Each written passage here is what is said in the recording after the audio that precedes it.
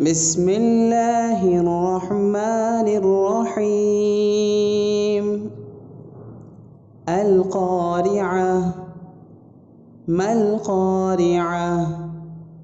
وما أدراك ما القارعة؟ يوم يكون الناس كالفراش المبثوث وتكون الجبال كالعهن المنفوش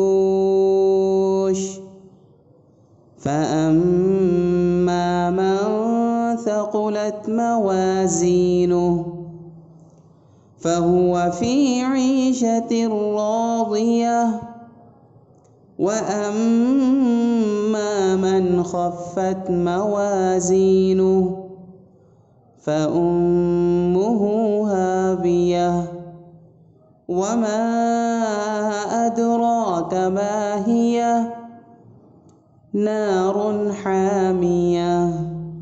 صدق الله العظيم.